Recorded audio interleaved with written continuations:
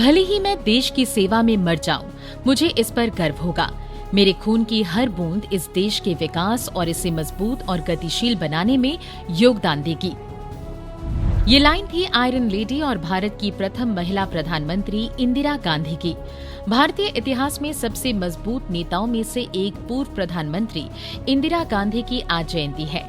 पूर्व पीएम का जन्म 19 नवंबर 1917 को इलाहाबाद पंडित जवाहरलाल नेहरू और कमला नेहरू के घर हुआ था। इंदिरा गांधी का पूरा नाम इंदिरा प्रियदर्शनी नेहरू था। उन्होंने जनवरी 1966 से मार्च 1977 तक और जनवरी 1980 से अक्टूबर 1984 तक भारत के प्रधानमंत्री के रूप में कार्य किया। आज हम आपको पूर्व पीएम इंदिरा गांधी के जन्म से लेकर हत्या तक की पूरी कहानी बताएंगे इंदिरा को क्यों आयरन लेडी कहा जाता है, ऑपरेशन ब्लू स्टार के बाद से इंदिरा गांधी क्यों गोली के निशाने पर आ गई थी। दरअसल 30 अक्टूबर 1984 की शाम थी। उड़ीसा की राजधानी भुवनेश्वर में एक सभा आयोजित थी। ठसाठस भीड़ से स्टेज भरा नजर आ रहा था और स्टेज पर इंदिरा की झलक देखने को भीड़ बेताब थी। लिहाजा अगले साल चुनाव होने वाले थे। उसी के प्रचार के लिए इंदिरा उड़ीसा पहुंची थी। उसी समय अपनी स्पीच के दौरान इंदिरा ने भीड़ को संबोधित करते हुए कहा, आज मैं जिंदा हूँ, शायद कल ना रहूं। मुझे इस बात की परवाह नहीं। मैंने एक लंबी जिंदगी जी है और मुझे इस बात का गर्व है कि मैंने अपनी पूरी जिंदगी लोगों की सेवा में बिताई है। अपनी आखिरी सांस तक मैं सेवा करती रहूंगी। मेरे खून की हर एक बूंद भारत की एकता को मजबूत बनाएगी। बॉडीगार्ड ने क्यों बनाया था निशाना? बहरहाल उड़ीसा में जबरदस्त चुनाव प्रचार के बाद इंदिरा गांधी 30 अक्टूबर की शाम दिल्ली वापस लौट आई थी। आमतौर पर जब वो दिल्ली में रहती थी तो उनके घर एक सफदरजंग रोड पर जनता दरबार लगाया जाता था। लेकिन ये भी एक अघोषित नियम था कि अगर इंदिरा दूसरे शहर के दौरे से देर शाम घर पहुंचेंगी तो अगले दिन जनता दरबार नहीं होगा।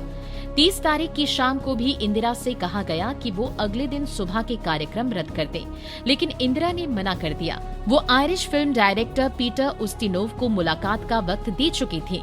दरअसल पीटर इंदिरा गांधी पर एक डॉक्यूमेंट्री बना रहे थे। हत्या से 1 घंटे पहले क्या हुआ? सुबह के 8 बज रहे थे। इस बीच इंदिरा गांधी के निजी सचिव आर.के. धवन सफदरजंग रोड पहुंच चुके थे। धवन जब इंदिरा गांधी के कमरे में गए तो वो अपना मेकअप करा रही थी। इंदिरा ने पलटकर उन्हें देखा। दिवाली के पटाखों को लेकर थोड़ी नाराजगी भी दिखाई और फिर अपना मेकअप पूरा कराने में लग गई। घड़ी की सुई टिक टिक करते हुए आगे बढ़ रही थी। लिहाजा समय 9 बजे के आसपास हो रहा था। इस दौरान लॉन भी साफ हो चुका था और इंटरव्यू के लिए सारी तैयारियां भी पूरी हो चुकी थी। इसी दरमियान चंद मिनटों में ही इंदिरा एक अकबर रोड की तरफ चल पड़ी। जिस रास्ते पर इंदिरा चल रही थी वहीं पर पैंट्री के पास मौजूद था हेड कांस्टेबल नारायण सिंह। नारायण सिंह की ड्यूटी आइसोलेशन कैडर में होती थी। इंदिरा को सामने से आते देख उसने अपनी घड़ी देखी। वक्त हुआ था 9:05। आर.के. धवन भी उनके पीछे पीछे चल रहे थे। दोनों के बीच फासला करीब 3 से 4 फीट रहा होगा। तभी वहां से एक वेटर गुजरा। उसके हाथ में एक कप और प्लेट थी। वेटर को देखकर इंदिरा थोड़ी ठिठकी। पूछा कि ये कहाँ लेकर जा रहे हो? उसने जवाब दिया, इंटरव्यू के दौरान आयरिश डायरेक्टर एक टी सेट टेबल पर रखना चाहते हैं। इंदिरा ने उस वेटर को तुरंत कोई दूसरा और अच्छा टी सेट लेकर आने को कहा। ये कहते हुए ही इंदिरा आगे की ओर बढ़ चली। तेज कदमों से चलते हुए इंदिरा उस गेट से करीब 11 फीट दूर पहुंच गई थी जो एक सफदरजंग रोड को एक अकबर रोड से जोड़ता था। नारायण सिंह ने देखा कि गेट के पास सब इंस्पेक्टर बेअंत सिंह तैनात था। ठीक बगल में बने संतरी बूथ में कांस्टेबल सतवंत सिंह अपनी स्टेन गन के साथ मुस्तैद खड़ा था। तभी आगे बढ़ते हुए इंदिरा गांधी संतरी बूथ के पास पहुंची। बेअंत और सतवंत को हाथ जोड़ते हुए इंदिरा ने खुद नमस्ते कहा। उन्होंने क्या जवाब दिया ये शायद किसी को नहीं पता, लेकिन बेअंत सिंह ने उनसे थोड़ी ही दूर पर खड़े सतवंत सिंह से चिल्लाकर कहा, देख क्या रहे हो, गोली चलाओ। सतवंत ने तुरंत अपनी दाईं तरफ से 38 बोर की सरकारी रिवॉल्वर निकाली और इंदिरा गांधी पर एक गोली दाग दी। आसपास के लोग भौचक्के रह गए। सेकंड के अंतर में बेअंत सिंह ने 2 और गोलियां इंदिरा के पेट में उतार दी। 3 गोलियों ने इंदिरा गांधी को जमीन पर झुका दिया। इंदिरा के मुंह से एक ही बात निकली, ये क्या कर रहे हो? इस बात का भी बेअंत ने क्या जवाब दिया, ये भी शायद किसी को नहीं पता था।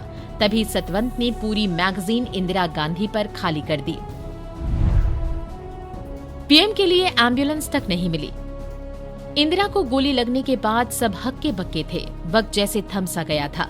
दिमाग में खून जमने जैसी हालत थी। तभी बेअंत सिंह ने आर के धवन की ओर देखकर कहा, हमें जो करना था वो हमने कर लिया, अब तुम जो करना चाहो वो करो। आर के धवन के मन में एक ही बात आई, इंदिरा को जल्द से जल्द हॉस्पिटल पहुंचाया जाए। वो जोर से चीखे, एम्बुलेंस! उनकी बात का किसी ने जवाब नहीं दिया। पास में खड़े एसीपी दिनेश चंद्र भट्ट ने तुरंत सतवंत को काबू में ले लिया और सुरक्षा बलों ने बेअंत को मार गिराया। गोली लगने के बाद इंदिरा को तुरंत एम्स हॉस्पिटल ले जाया गया। करीब 4 घंटे बाद दोपहर 2 बजे उन्हें मृत घोषित कर दिया गया। बॉडीगार्ड के दिमाग में हत्या का प्लान कहां से आया? इंदिरा गांधी के दोनों बॉडीगार्ड बेअंत सिंह और सतवंत सिंह इंदिरा द्वारा चलाए गए ऑपरेशन ब्लू स्टार से कथित तौर पर नाराज थे।